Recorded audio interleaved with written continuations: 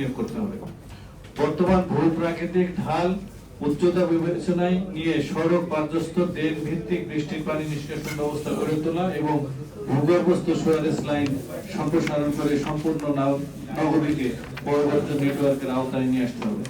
জলাবদ্ধতা মোকাবেলায় বিচ্ছিন্ন প্রকল্প গ্রহণ না করে প্রয়োজনীয় সমীক্ষা, digital elevation model, hydraulic modelling এর মাধ্যমে নদী, খাল, লেক, জলাভূমি, জলধারণ এলাকা ও নিষ্কাশন নালাকে একটি আন্তঃসংযোগ ব্যবস্থার মধ্যে দিয়ে নিতে হবে।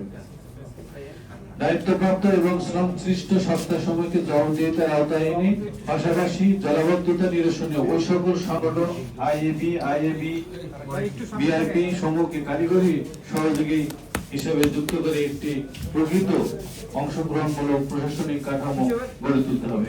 সর্বোপরি ঢাকার জলাবদ্ধতা নিরসন একক প্রকল্প হিসাবে গণ্য না করে বিজ্ঞান ভিত্তিক পরিকল্পনা, প্রকৃত প্রাতিষ্ঠানিক সমন্বয় এবং সক্রিয় নাগরিক অংশগ্রহণের মাধ্যমে সামাজিক, রাজনৈতিক ও প্রকৌশলগত বাস্তবভিত্তিক সমাধান নিশ্চিত করতে হবে।